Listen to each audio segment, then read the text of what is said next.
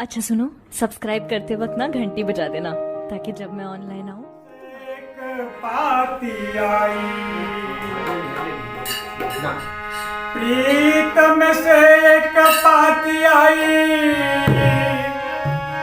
जाना होगा जरूर से। गुण अवगुण कुछ ना सिखनी, आ जाके कहब हजूर से।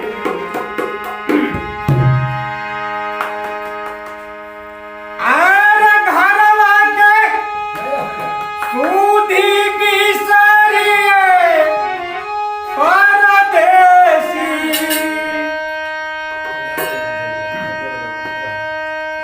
घरवा के सूधी बिसरी।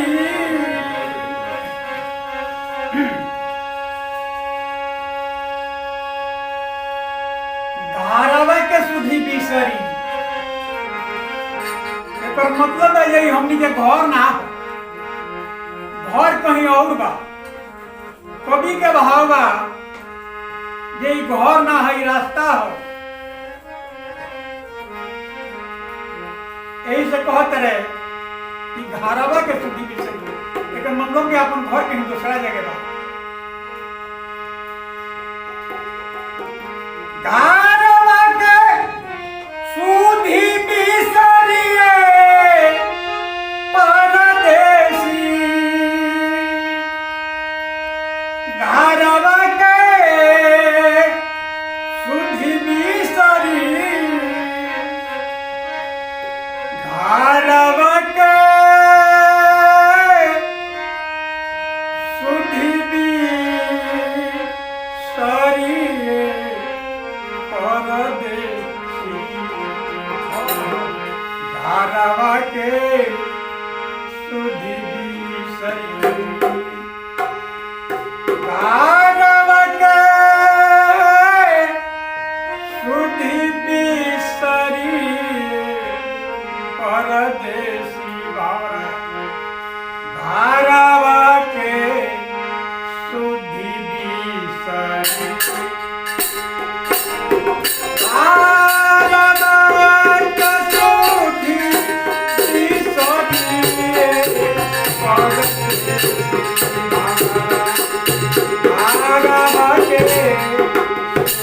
बिसरी।